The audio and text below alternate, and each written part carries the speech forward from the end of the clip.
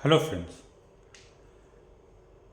कुछ दिनों से हम लोग हमेशा वीडियो रिकॉर्ड कर रहे थे और कई सारी बैंकिंग के ऊपर हम लोगों ने वीडियोस रिकॉर्ड करी।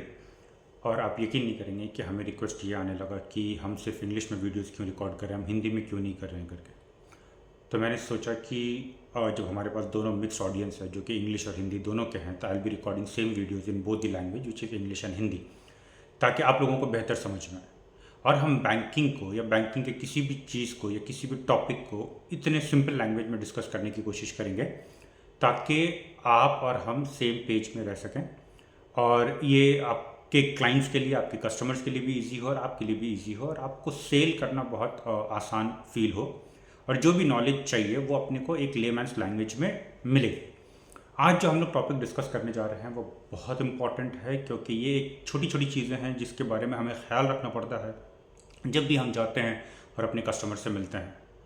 पहली चीज़, जो टॉपिक्स है जिसके ऊपर आज हम लोग डिस्कस करेंगे, अगर आप देखते हैं तो ये है टॉपिक ऑफ डिस्कशन। पहला है कि सैलरी सर्टिफिकेट क्या होता है। हम सब ये रोज़मर्रा की ज़िंदगी में इस्तेमाल करते हैं कि हाँ सैलरी सर्टिफिकेट है, बट होता क्या है ये सारी चीज़ें हमारे जहन में आती है कि salary certificate, pay slip, salary transfer letter, इन चीज़ों में फ़र्क क्या है। हम ऐसा क्यों नहीं कह सकते हैं कि सैलरी सर्टिफिकेट मतलब पे स्लिप ही हुआ, मतलब सैलरी ट्रांसफ़र लेटर ही हुआ। ऐसा हम क्यों सोचते हैं, और ऐसे हमें क्यों समझने की ज़रूरत पड़ती है कि सैलरी सर्टिफिकेट और सैलरी ट्रांसफ़र लेटर और पे स्लिप में फ़र्क क्या होता है, उसमें डिटेल्स क्या होते हैं जो हर चीज़ को एक अलग और आइडेंटिकल बनाता है। तो आज हम जानने की कोशिश करेंगे कि सैलरी सर्टिफिकेट क्या होता है, सैलरी ट्रांसफ़र लेटर क्या होता है, पे स्लिप्स क्या होता है, और सैलरी सर्टिफिकेट का पर्पस क्या होता है, क्या वजह है, क्यों चाहिए अपने को सैलरी सर्टिफिकेट। उसके बाद कहाँ से हमें सैलरी सर्टिफिकेट मिल सकता है। जब एक कस्टमर को आप कहते हैं कि सैलरी सर्टिफिकेट लेकर आएँ, तो कस्टमर्स को, बहुत सारे कस्टमर्स को पता होगा आपके, लेकिन बहुत सारे कस्टमर्स को ये नहीं पता होता कि सैलरी सर्टिफिकेट मिलता कहाँ से है, कैसे ले सकते हैं, या फिर मुझे कौन से डिपार्टमेंट में अपनी कंपनी के जाना है ताकि वो लोग मेरे को सैलरी सर्टिफिकेट से मदद कर सकें। वो भी आज जानने की हम कोशिश करेंगे। बैंक को सैलरी ट्रांसफ़र लेटर क्यों चाहिए। अगर हम सैलरी सर्टिफिकेट दे रहे हैं या फिर पे स्लिप्स दे रहे हैं, तो उससे काम क्यों नहीं चल सकता। बैंक को जनरली सैलरी सर्टिफिकेट चाहिए ही क्यों, ये भी आज हम जानने की कोशिश करेंगे इस वीडियो में। और last but not the least, ये जो डिफरेंस मैंने आपको शुरू में बताया कि salary certificate, salary transfer letter और पे स्लिप्स के बीच में जो डिफरेंसेस होते हैं, उसको भी हम जानने की कोशिश करेंगे। और ये सारे टॉपिक्स हैं जो मैं कोशिश करूँगा कवर करने की। अगर आपको वीडियो अच्छा लगा तो प्लीज़ लाइक करें, सब्सक्राइब करें, शेयर करें, ताकि हमारे बहुत सारे जो सेल्स ऑफिसर्स हैं जो बैंकिंग सेल्स में हैं, चाहे वो दुनिया के किसी भी हिस्से में हो, इंडिया में, यूएई में, यूएस में, या फिर किसी भी हिस्से में हो, वो उनको मदद दे सके। हर कंट्री के अलग अपने अपने रूल्स होते हैं, हर कंट्री के बैंकिंग इंडस्ट्रीज़ के अपने अपने रूल्स होते हैं, तो ऑब्वियसली हम सारे रूल्स को कवर अप नहीं कर पाएंगे, बट हम एक जनरिक तरीके से बात करेंगे और जनरिक तरीके से इन्फॉर्मेशन देने की कोशिश करेंगे। तो आप लोगों से यही गुजारिश है, यही रिक्वेस्ट है, यही चाहत है कि आपको अगर ये वीडियो पसंद आए तो ज़्यादा से ज़्यादा लाइक करें, शेयर करें, सब्सक्राइब करें, और इसी के साथ हम अपने वीडियो में आगे बढ़ते हैं। तो पहला हम ये समझने की कोशिश करेंगे, हम दो तरीके से हर चीज़ को समझने की कोशिश करेंगे। एक जो हमारे बुक में डेफिनेशन दिया हुआ है, और दूसरा जो डेफिनेशन हमें समझने की ज़रूरत है लेमैन्स लैंग्वेज में। तो बुक में जनरली जो डेफिनेशन दिया हुआ है वो ये कहता है कि एक salary certificate is an essential document that verifies individuals income, employment details. It serves as a proof of income and is required in several situations such as applying for loans, credit cards, visas, telecom services and other legal documents. But generally अगर हम देखेंगे तो एक salary certificate अगर आपने अपने हाथ में लिया होगा तो आपको पता होगा कि एक सैलरी सर्टिफिकेट में क्या डिटेल्स चाहिए होता है। फॉर एग्जांपल, एक सैलरी सर्टिफिकेट में एक बंदे का नाम चाहिए होता है कि मतलब किस बंदे के लिए इशू किया गया। बहुत सारे सैलरी सर्टिफिकेट्स में लोग ये मेंशन कर देते हैं to whomsoever it may concern, तो it can be like generic, कहीं पे भी किसी भी डिपार्टमेंट में एक बंदा अपनी सैलरी सर्टिफिकेट यूज़ कर सकता है। और कई बार वो स्पेसिफिकली किसी बैंक के नाम पे या किसी ये टेलीकॉम कंपनीज के नाम पे, या फिर अगर वीज़ा है तो गवर्नमेंट, मतलब जो भी वीज़ा इशू करने वाली अथॉरिटीज़ है उनके नाम पे किया जाता है। But generally companies to whomsoever करके सैलरी सर्टिफिकेट मेंशन करती है। तो उसमें पहले तो एक बंदे का नाम होता है, उसके बाद उसकी नेशनैलिटी होती है, नेशनैलिटी और उसके पासपोर्ट नंबर्स या Emirates ID numbers, depends on company के क्या अपने रूल्स हैं वो मेंशन करते हैं। फिर उसके बाद उसमें वो डेजिग्नेशन मेंशन करते हैं, डेजिग्नेशन बहुत ज़रूरी होता है, और उसके बाद डेट ऑफ ज्वाइनिंग मेंशन करते हैं। Date of joining is also very important, ताकि उससे पता चले कि एक बंदा उस ऑर्गेनाइजेशन में कब से काम कर रहा है करके। तो ये सारे डिटेल्स होते हैं जो सैलरी सर्टिफिकेट में मेंशन किए जाते हैं, और ये सर्टिफिकेट्स आप जनरली बैंक्स को या फिर टेलीकॉम इंडस्ट्री को या फिर किसी गवर्नमेंट ऑर्गेनाइजेशंस को प्रोवाइड करते हैं। सैलरी सर्टिफिकेट के फॉर्मेट्स क्या होते हैं ये आपको अभी ऑलरेडी मैंने समझा दिया है, लेकिन फिर भी एक बार वापस से हम लोग रीआइट्रेट करेंगे इसके ऊपर, ताकि हमें बेहतर समझ में आ सके। एम्प्लॉयज़ नेम एंड डेजिग्नेशन जो मैंने बोला है, डेट ऑफ ज्वाइनिंग मैंने ऑलरेडी मेंशन कर दिया है। डेट ऑफ इशूइंग की certificate, yes obviously on right hand side corner पे मेंशन किया जाता है टॉप पे, डेट जब भी मतलब उसको इशू किया गया है करके, ये बहुत इंपॉर्टेंट होता है। देन उसमें एक बेसिक सैलरी कस्टमर की मेंशन रहती है, या फिर कुछ कंपनीज क्या करती हैं कि वो टोटल सैलरीज मेंशन कर देती हैं। अगर कोई अलाउंसेज है, जैसे एचआरए का मतलब होता है हाउस रेंट अलाउंस, अगर वो भी मेंशन है सैलरी सर्टिफिकेट में तो उसको भी जनरली कंपनीज मेंशन करती हैं। House rent allowance, transport, medical, ये सारी चीज़ मेंशन करती हैं। और फिर कई बार कंपनीज या तो टोटल सैलरी मेंशन करी है जैसे मैंने आपको पहले बताया, या फिर बेसिक सैलरी और हाउस रेंट अलाउंसेज या कोई भी अलाउंसेज हो वो सारे को ऐड करके वो मेंशन करती हैं। डिडक्शंस वगैरह भी मेंशन किए जाते हैं। जनरली यूएई में बहुत सारे डिडक्शंस तो नहीं होते हैं, तो टैक्सेस वगैरह नहीं है, तो टैक्स वगैरह तो मेंशन नहीं किया जाता, बट दूसरे पार्ट ऑफ द वर्ल्ड में जहाँ पे भी टैक्सेस हैं वहाँ पे टैक्स डिडक्शन मेंशन किया जाता है। यहाँ पे डिडक्शंस में बहुत सारी चीज़ें आती है कि अगर किसी बंदे ने कंपनी से कोई एडवांस लिया हो तो वो डिडक्शन में आ जाता है, या फिर उसके कोई फाइन्स हों, ट्रैफिक फाइन्स हों जो कंपनी के गाड़ी चलाने पे हुआ है तो वो डिडक्ट किया जाता है, या फिर अनपेड लीव हो, अगर बंदे ने लिया हो अनपेड लीव तो उसको भी हम लोग और या फिर कंपनीज डिडक्ट करती हैं। तो उसमें एडिशन में आ जाता है कि आपका सैलरी क्या है, अलाउंसेस क्या है, डिडक्शन में आ जाता है कि जो भी आपके डिडक्ट हुए हैं, तो वो सारी चीज़ें मेंशन रहती हैं, और फिर नेट सैलरी आपका मेंशन होता है। What is salary transfer letter?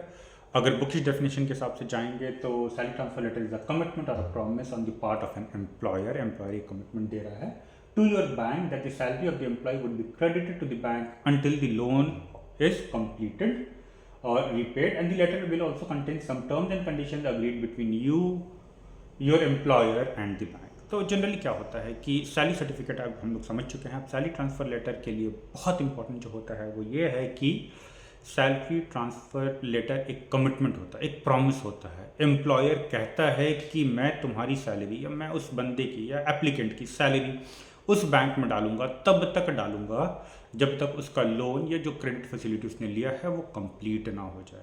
तो ये बहुत इंपॉर्टेंट होता है। सैलरी ट्रांसफ़र लेटर में और क्या क्या चीज़ होती है वो भी हम समझने की कोशिश करेंगे later part of the videos में, बट ये कमिटमेंट बहुत इंपॉर्टेंट होता है, और अगर कोई भी कंपनी ब्रीच करती है इस कमिटमेंट पे तो जनरली बैंक उन कंपनीज को होल्ड पे डाल देती हैं। सो उम्मीद किया जाता है कि कंपनी ब्रीच नहीं करे, इसी वजह से कंपनी को एक टीएमएल कैटेगरी बोल दें या फिर लिस्टेड कैटेगरी बोल दें, तो उसमें हर बैंक रखती है। क्लॉजेज, तो जनरली क्या होता है कि दो तरीके के सैलरी ट्रांसफ़र लेटर्स होते हैं। एक सैलरी ट्रांसफ़र लेटर होता है जो विदाउट क्लॉज होता है, जिसमें कोई भी क्लॉज मेंशन नहीं किया होता है। ये सारे salary transfer letters probably government organisations provide करते हैं, या फिर लार्ज कॉर्पोरेट्स अगर उनके साथ ऑलरेडी बैंक की एक अंडरस्टैंडिंग हो गई है कि नहीं भाई हम आपको क्लॉजेस के साथ नहीं देंगे, और बैंक अग्री करके उस हिसाब से ले लेती है, तो वो सारे विदाउट क्लॉजेस होते हैं। लेकिन जो विद क्लॉज होते हैं वो बहुत इंपॉर्टेंट होते हैं। 3 विद क्लॉजेज होते हैं, कुछ लोग 3 को 4 भी कर देते हैं, बट जनरली 3 क्लॉजेज होते हैं जिसमें 2 क्लॉज क्लब होते हैं। तो सैलरी ट्रांसफ़र लेटर के क्लॉजेज क्या होते हैं ये हम समझने की कोशिश करेंगे। पहला क्लॉज जो होता है वो ये होता है कि उस बंदे की जो भी सैलरी है 5,000 दिरहम से ऊपर, क्योंकि उसने एक क्रेडिट फैसिलिटी ली है, तो उस बंदे की सैलरी हमेशा जो बैंक ने क्रेडिट फैसिलिटी या पर्सनल लोन प्रोवाइड करा होता है या कोई लोन प्रोवाइड करा होता है उसमें जाएगी। सो पर्सनल लोन बहुत सारे जो आजकल लेते हैं या फिर बैंक्स वगैरह जो देती है उसमें जो कोलैटरल होता है वो सैलरी हो जाता है, इसीलिए सैलरी ट्रांसफ़र लोन उसको बोला जाता है, या फिर पर्सनल लोन उसको बोला जाता है। तो यहाँ पे सैलरी ट्रांसफ़र और सैलरी बिकम्स अ कोलैटरल, तो सैलरी ट्रांसफ़र होना बहुत ज़रूरी हो जाता है। अब इसमें पहला क्लॉज जो मैंने आपको बताया कि सैलरी बंदे की ट्रांसफ़र होगी उसी बैंक में जिससे उसने लोन्स लिया है या कार्ड्स लिया है। दूसरा है कि इन केस ऑफ टर्मिनेशन या रिजिग्नेशन, चाहे बंदा टर्मिनेट हुआ हो या रिज़ाइन किया हो, उस सिचुएशन में हमेशा बंदे की एंड ऑफ सर्विस बेनिफिट उसी बैंक में आएगी जिससे उसने लोन ले रखा है। या फिर ऐसा उसके साथ साथ बैंक कंपनी को नोटिफाई करना बहुत ज़रूरी हो जाता है बैंक को कि भाई ये बंदे ने रिज़ाइन कर दिया है या फिर इस पर्टिकुलर एप्लीकेंट ने को टर्मिनेट कर दिया गया है। थर्ड है कि लेट्स से अगर एक बंदा अपना लोन बाई आउट कराता है किसी और बैंक से और उसको जाना है किसी और बैंक में, बहुत सारे रीजंस हो सकते हैं। बेटर रेट ऑफ इंटरेस्ट हो सकता है या फिर बंदे को और ज़्यादा ज़रूरत है लोन्स की, पैसे की, या फिर कस्टमर सर्विस एक रीज़न हो सकता है। तो जब भी वो अपने करंट बैंक से एक नया बैंक में जाने की कोशिश करता है तो उसका एम्प्लॉयर कहता है कि आप अपने करंट बैंक से मेरे को एनओसी ला के दो कि आपकी उनके साथ कोई भी लायबिलिटी नहीं है, अगर आप मेरे को एनओसी ला कर देंगे तभी मैं आपकी सैलरी ट्रांसफ़र करूँगा दूसरे बैंक में। तो ये सारे 3 क्लॉजेज़ हैं जो बहुत इंपॉर्टेंट होते हैं सैलरी ट्रांसफ़र लेटर में, और इसी 3 क्लॉजेज़ की वजह से सैलरी ट्रांसफ़र लेटर जो है वो एक कमिटमेंट या एक प्रॉमिस बन जाता है। व्हाट इज सैलरी स्लिप और पे स्लिप इन यूएई? तो सैलरी स्लिप या पे स्लिप क्या होता है यूएई में, ये हमें जानना बहुत ज़रूरी है। तो अगर आप देखेंगे तो फर्स्ट हम बुकिश लैंग्वेज समझने की कोशिश करते हैं, उसके बाद मैं उसको आपको अपने ज़बान में समझाने की कोशिश करूँगा। Salary slip or pay slip contains the financial details of an employee, whereas it is necessary for the salary certificate to contain those details. Generally, it's a note given to an employee when they have been paid and detailing the amount of the pay given and the deduction. तो pay slip क्या होगा? एक salary certificate it can B same for a long period of time. Let's say जब तक एक बंदे का designation change नहीं हुआ, उसकी सैलरी चेंज नहीं हुई, तो सैलरी सर्टिफिकेट के डिटेल्स वही सेम रहेंगे, बट पे स्लिप के जो डिटेल्स होते हैं वो हर महीने चेंज करते हैं। तो पे स्लिप में क्या उसकी एडिशंस हैं, अगर कुछ कमीशंस इंसेंटिव्स आए हैं तो वो मेंशन रहेगा, अगर कोई डिडक्शन हुआ है, लॉस ऑफ पे तो वो सारे होंगे, या फिर और कोई भी अलग से डिडक्शन है तो वो होंगे। और ये एक नोट रहता है जो एक एम्प्लॉयर अपने एम्प्लॉय को बताता है कि भाई ये पेमेंट है जो हमने आपके लिए किया है करके, और ये सारी डिटेल्स उनके पेमेंट की है। तो लेट्स से अगर मुझे ये जानना है आज इस महीने में, नवंबर के महीने में अगर मुझे ये जानना है कि लास्ट जनवरी को मुझे कितना पे मिला और किस चीज़ का डिडक्शन हुआ, तो वो मैं पे स्लिप को रेफ़र करके समझ सकता हूँ। What is the purpose of salary certificate? Salary certificate का पर्पस क्या होता है, क्यों ज़रूरत होती है करके? तो पहले हम लोग बुकिश लैंग्वेज जानने की कोशिश करते हैं। ये कहता है, in the world of finance and employment, a salary certificate is an important document that verifies employees income. It serves as a proof of earning and can be used for various purposes such as applying for loans, visas and even renting an apartment. तो salary certificate generally क्या होता है कि वो एक certificate होता है, मतलब वो एक कंपनी सर्टिफाई करती है कि एक बंदा कब से ऑर्गेनाइजेशन में है, कितनी उसकी सैलरी है, क्या उसका डिजिग्नेशन है, और ये सारी चीज़ें जनरली बैंक्स हो या गवर्नमेंट ऑर्गेनाइजेशंस हो वीज़ा प्रोसेस के लिए, या फिर आपका कहीं अगर आप रेंट आउट करने की कोशिश कर रहे हैं यूएई में, तो वो लोग ये डॉक्यूमेंट इसलिए मांगते हैं ताकि उनको पता चल सके कि बंदा पे भी कर सकता है या नहीं। लेट्स से एक बंदे की सैलरी 5,000 दिरहम है और वो चाहता है कि मतलब वो एक हाउस रेंट करे जिसका रेंट एक ईयरली रेंट होता है 60,000 दिरहम, तो क्या वो पे कर पाएगा? Of course the answer is no, वो बिल्कुल भी पे नहीं कर पाएगा। तो उसी हिसाब से एक जो रेंट आउट कर रहे होते हैं, लैंडलॉर्ड होते हैं, उनको भी एक आइडिया मिल जाता है कि भाई ये बंदा मतलब क्या ऐसी हैसियत रखता है कि वो मेरा रेंट मुझे टाइम पे कर सके, क्या उसकी उतनी सैलरी है। तो ये सारी चीज़ें एक इन्फॉर्मेशन देती है। इवन बैंक को इन्फॉर्मेशन मिलता है कि क्या इस बंदे में कैपेबिलिटीज़ है कि वो मेरा लोन या फिर क्रेडिट कार्ड या फिर कोई भी फैसिलिटीज़, बैंकिंग फैसिलिटीज़ जो उसने लिया वो उसको पे कर सके करके। Where can one get a salary certificate from? Generally क्या होता है कि हर ऑर्गेनाइजेशन में एक अलग अलग डिपार्टमेंट होते हैं। कुछ ऑर्गेनाइजेशंस में पेरोल डिपार्टमेंट होता है जो आपको प्रोवाइड करता है सैलरी सर्टिफिकेट, कुछ में एडमिन डिपार्टमेंट प्रोवाइड करते हैं, कुछ में फाइनेंस प्रोवाइड करते हैं। तो कोई भी एप्लीकेंट हों जिनको ये जानना है कि उनकी सैलरी सर्टिफिकेट कहाँ से उनको मिलेगी, तो वो अपने HR को कांटेक्ट कर सकते हैं या फिर अपने लाइन मैनेजर्स को कांटेक्ट कर सकते हैं और वो उनको बता सकते हैं कि कहाँ से मिलेगी। इवन वो अपने कोई सीनियर एम्प्लॉयज़ जो ऑलरेडी ऑर्गेनाइजेशन में काफ़ी टाइम से हैं वो उनको कांटेक्ट कर सकते हैं and he will get to know which is the dedicated department, कौन सा डिपार्टमेंट डेडिकेटेड है जो आपको ये सारी चीज़ें प्रोवाइड कर सकता है, सैलरी सर्टिफिकेट प्रोवाइड कर सकता है।